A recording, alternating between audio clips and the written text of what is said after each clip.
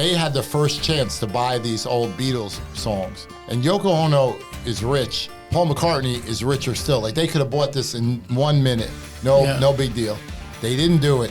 You know who bought them? Oh. Michael Jackson. And it turned out to be a tremendous investment. Like, he made about 10 times his money on the Beatles catalog.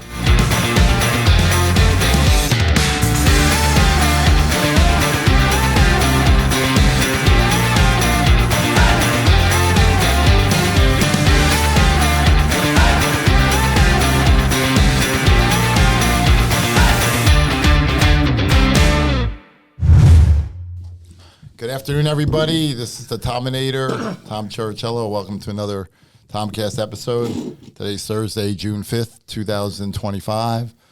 Big Joe is here. Hey, Joe. Hi, how you doing, Tom? The girls are not unusual. The girls are ditched us again. But we got a lot to discuss today. It's too hot for them. We usually start off with in memoriam. Loretta Swit died, which is the young kids have no clue who she is.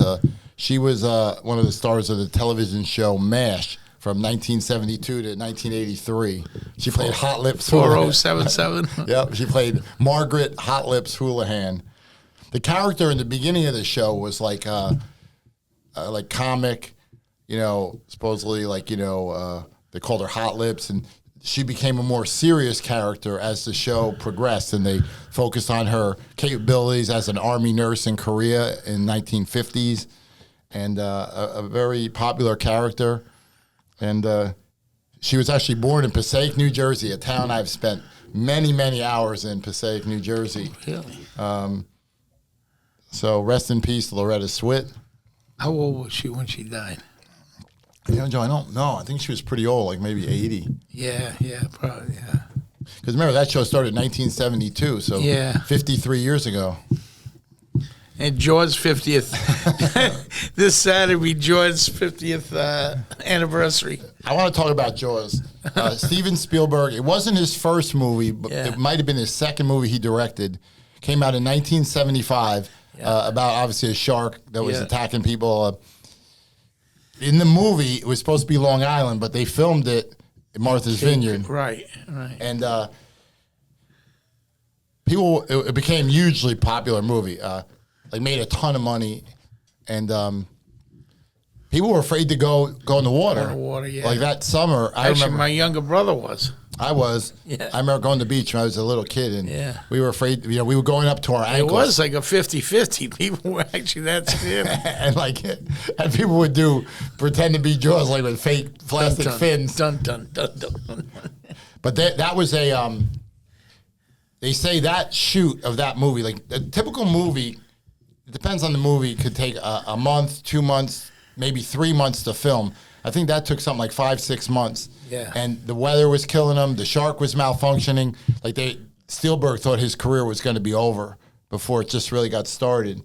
And then they made, I know there was Jaws 2, Jaws 3D. Yeah. I don't know if there was a Jaws 4, but they made 2 sequels, which were kind of lame.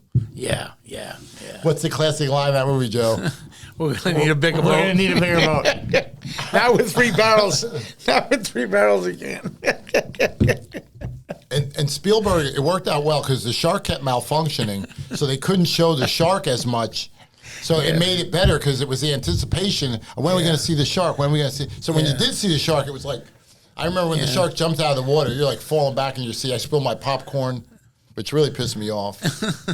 But I'm going to talk a little more about Steven Spielberg. He's one of my favorite film directors. Later at the end of the program, we have another movie of his that's in the news this week. But that's 50. I can't believe it's 50 years. 50 the young years, kids like sure. that. I remember that like it was yesterday. Don't you, Joe? I mean, yeah. So it's got to be the early 70s. Was that 75? 75. Yep. Okay.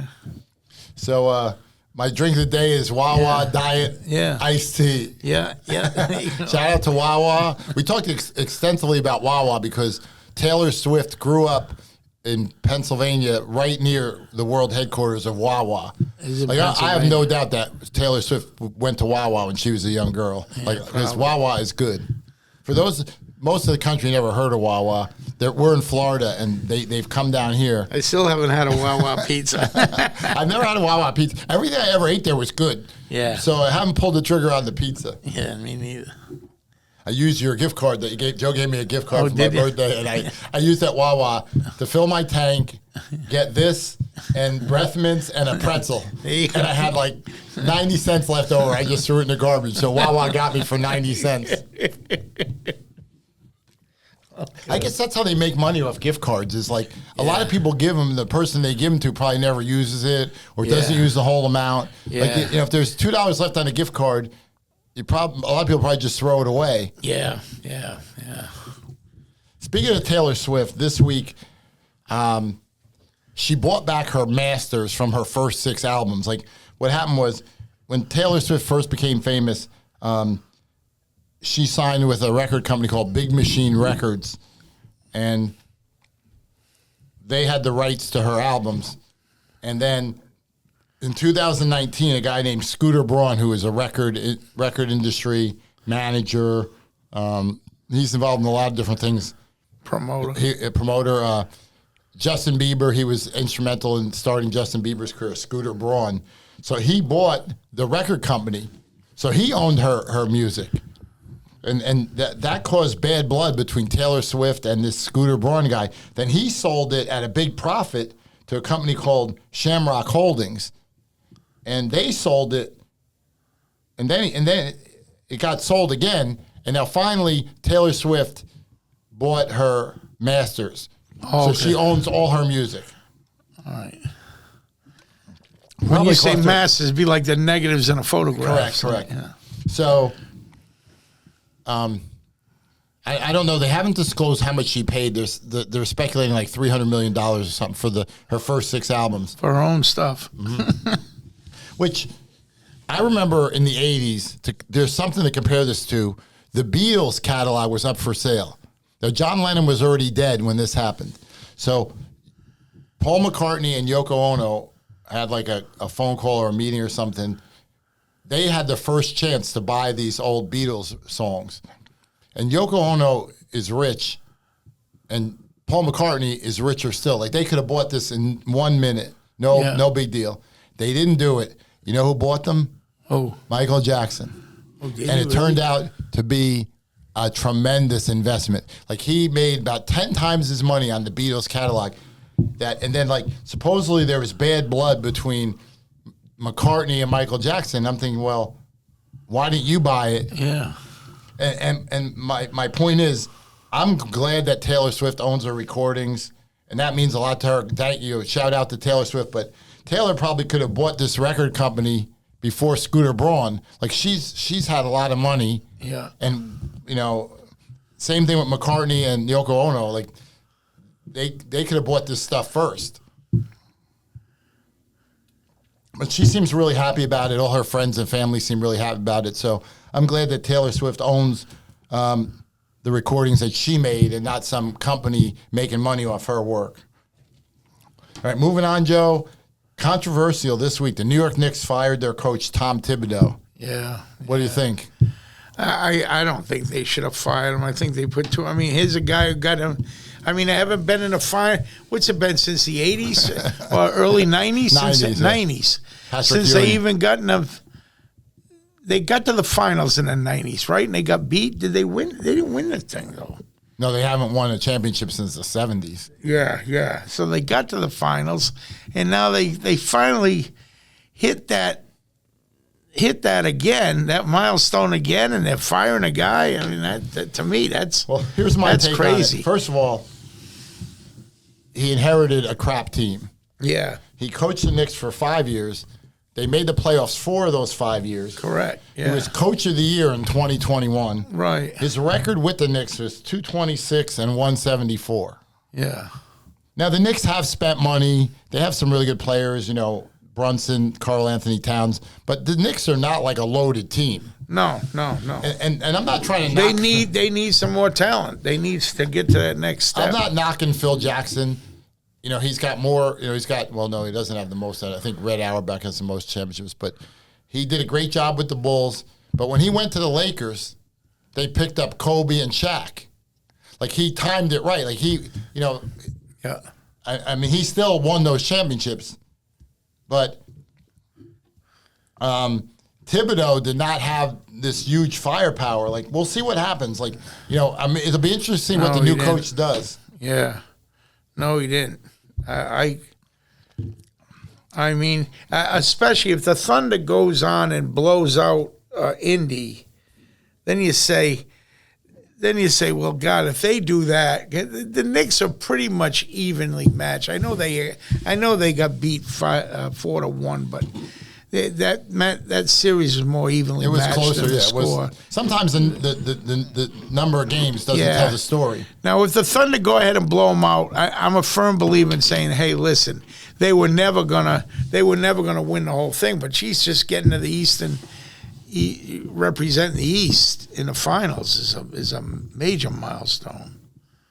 But it is what it is. Well, if there is a good thing for Thibodeau, like there's always teams looking for coaches. Like he'll have a job. If he wants to coach next year, I'm sure someone will hire him. Yeah. He may just take a year off and get paid because the Knicks still got to pay him. Yeah. I think they owe him a couple of years, don't they? 30, I think so. $30 million. I don't know. That must be nice to get paid for doing that. Yeah. I don't think he's sweating out too much.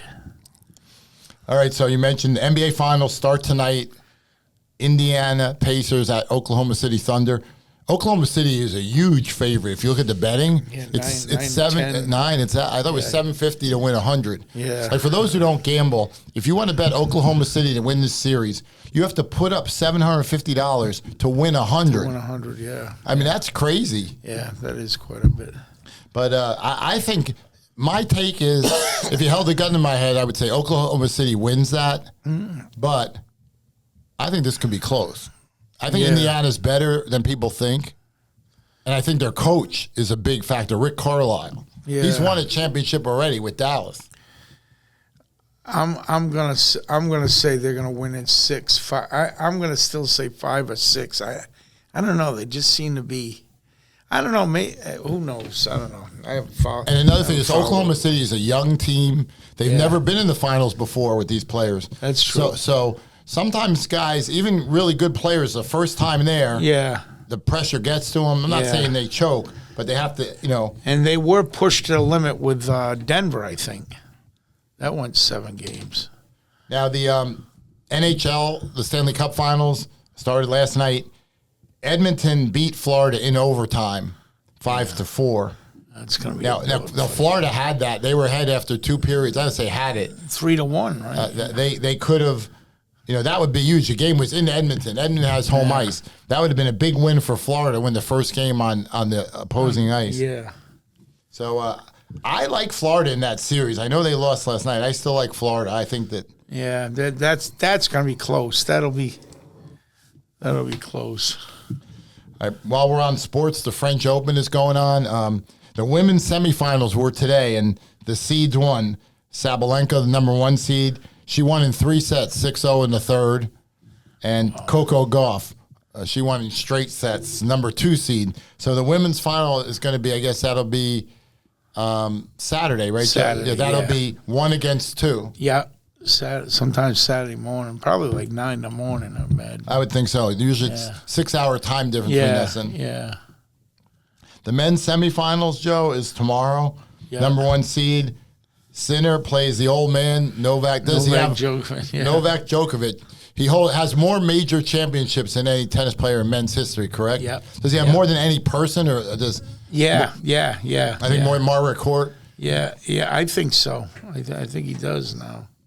And I mean, he might be 3 or 4 ahead of the next competitor.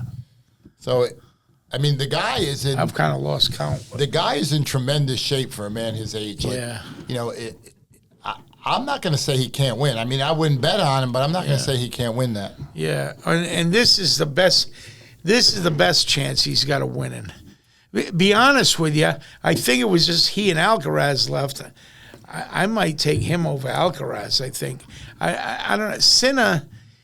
I think the ground strokes are so big and his power is, but it's going to be nullified a little bit on the clay. So maybe if there's a surface that Sinner can lose on right now, this is the one, because it's the slowest surface of any of the majors. For those who don't follow tennis closely, they're basically the surfaces that they play on are either grass is Wimbledon, the U.S. Open is hard court outdoor. Yeah. This French Open's on clay, and it's heavy clay. Yeah, it's very slow. So the ball hits the surface and slows down. Right. And the Australian Open is, I guess, indoor. Yeah, well, Australian's outdoor and it's kind of both, but it's on a much faster hard court than even the U.S. Open. So I think that favors Djokovic because your physical conditioning is really big in a tournament like this. Yeah. It's going to be really hot. They could easily go 5 sets. Yeah. Who do you like? I think Alcaraz, I can't see him losing. Do you agree? Yeah, I can't see Alcaraz losing. Matter of fact, he's 5-0 against that Massetti. A 5-1, I think, lifetime. So I'd have to say Alcaraz will be. Man, I'm going to say Alcaraz and Sinner in the finals. I'm going to say Sinner will beat Alcaraz. So they knew what they were doing when they seeded the French Open, the 1 and 2 in both men's and women's. It looks like that's how it's going to go. But I would like to see that tomorrow morning. But unfortunately, I got meetings most of the day. Yeah. Well, that'll be interesting. Moving on, I think the big story this week, and people forget, is tomorrow is June 6th, and I'm a big fan of like history, and you could say I like watching the History Channel. I like reading historical novels and stuff. Civil War or tomorrow is that's the anniversary. June 6, 1944 is what they call D-Day. That was World War II is in full swing. Now our leaders, going from the president to our top generals, they knew that the only way to end that war was going to be a land invasion of Europe, or we were going to have to invade Europe. So it was called Operation Overlord when our troops landed at Normandy, France, and 160,000 Allied troops. It was mostly U.S., British, and Canadian troops. It was an amphibious landing, like they came in on boats, and then they stormed the beaches of Normandy. The big one was Omaha Beach, but there were 4 other beaches. And the Germans knew it was coming because the Germans knew, hey, the only way they're going to have to bring these troops in by boat. Yeah. And the Germans were ready. The Nazis were ready. And if you want to know about D-Day, I mentioned Steven Spielberg. He made a movie in 1998 called Saving Private Ryan. Oh, yeah. The beginning of that movie, it stars Tom Hanks. These guys, these kids, they're 18, 19, 20 years old. They're on these boats. They call them like duck boats. Yeah. I mean, you were involved with the Navy. Yeah. You've probably been on one. Yeah. And and they're landing, and you're just running out, storming the beach, and guys are dying on both sides of you. I think they said our casualties were 10,000 men died that day, and the Nazi casualties were between 4,000 and 9,000. Because the Nazis were up on a mountain shooting down machine guns at our guys, and I can't believe that was 81 years ago, June 6, 1944, D-Day. And then it wasn't that long before the Allies controlled Paris, and moved into Belgium, into Germany, and liberated Germany in 1945. So our thoughts go out to all those who died on D-Day and their families, and we're grateful for their service. Well, the next thing we want to talk about on a less positive note is the Diddy trial drags on again. Oh, yeah. I mean, obviously I mentioned in past episodes, you can't watch it. It's not on television, but this is kind of old news now, but he paid a security guard $100,000. Oh, for the footage in the hallway when he's in a bathrobe. I guess if you're a security guard making $20 an hour and somebody drops $100,000 on you, I can't blame the guy for taking the money. I don't blame either. But like more and more stuff's coming out. Like I don't do criminal law. Even and I'm not licensed. This is in New York.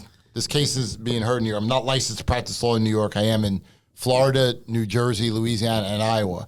I'm planning to be in New York, this year. But he's doing ugly stuff. Like these witnesses are coming on, like, women are being mistreated. He held someone over a balcony. Yeah, he held a girl over a balcony, threatening to drop her. Like this is bad stuff. Yeah. But I don't know that they're proving the crime he's being charged with. Like they're charging him with sex trafficking.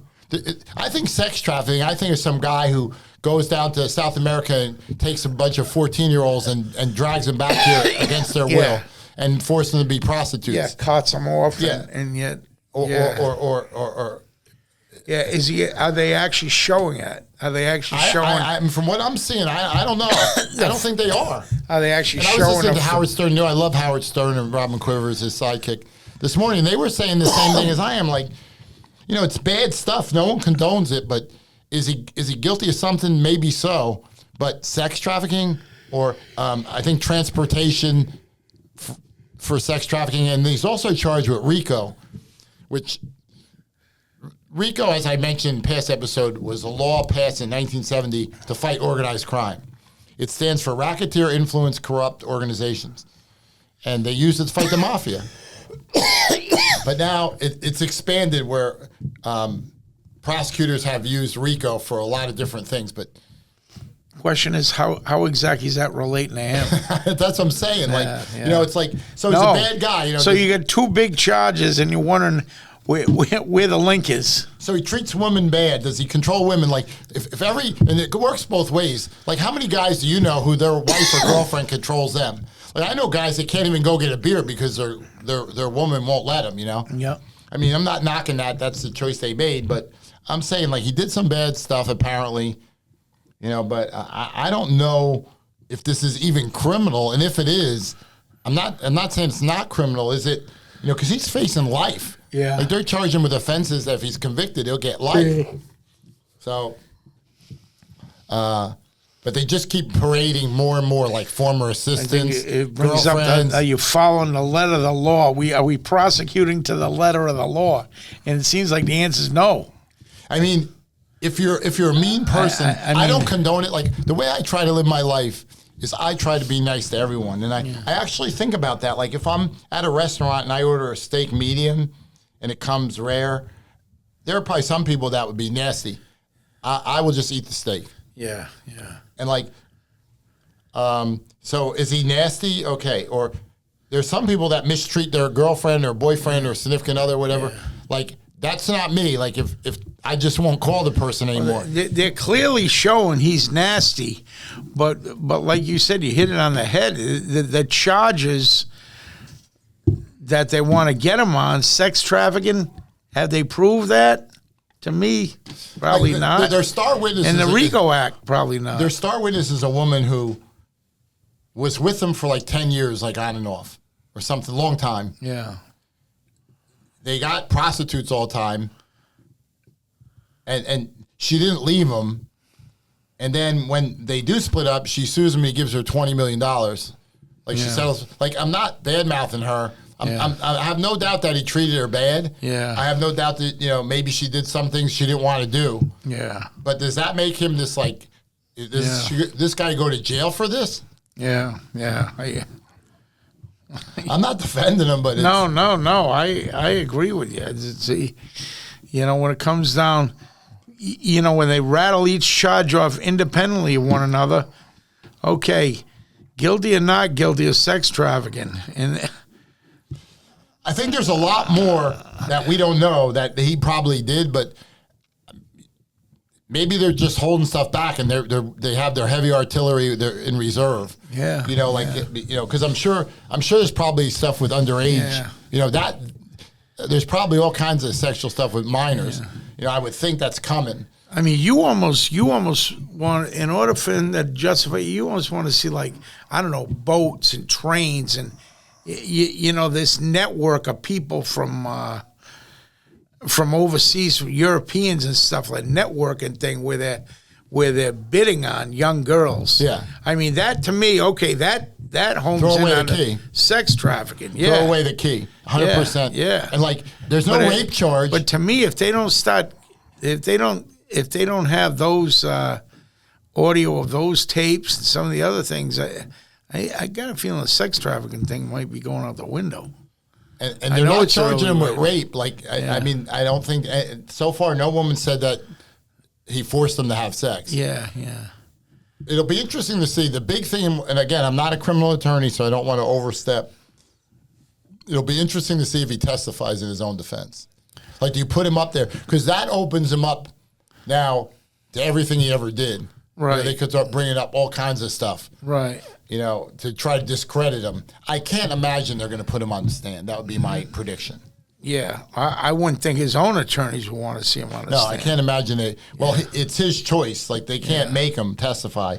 If his attorneys don't call him, he doesn't testify. Yeah. But imagine if you're a juror on this case and they say it's going to go for like 5 more weeks, and you're like, and he also got yelled at today for like looking at the jurors. The judge told him, if you do it again, I'm going to kick you out of the courtroom. Oh, P. Diddy did? Yeah, because they warned him once and he did it again. Like, how were you able to? Oh, you see a news clip. You can read it. Okay. And it updates it like really quick. Yeah. You know, but you can't see it. This would have been a great trial to watch. If it was on TV, they would get huge ratings. Oh, my God, yeah. You know, I just can't understand, like, I mean, the guy came from nothing. Yeah. And you got to give him his credit. You know, he worked hard. He was creative, and he also branched out. Like, he was made a fortune in clothing, his clothing line. I mean, a success, no doubt about it. It's just a great story. I don't know. But how does he become this monster? Yeah. Like, there's a million. Look at the women he's dated. Yeah. Like, Jennifer Lopez was with him. I mean, I don't understand it either. The guy can get any woman he wants. Makes no sense. Yeah. Or not, pretty much. I mean, how do you become this monster? I don't know. It's befuddling. But we talked about it enough. But it's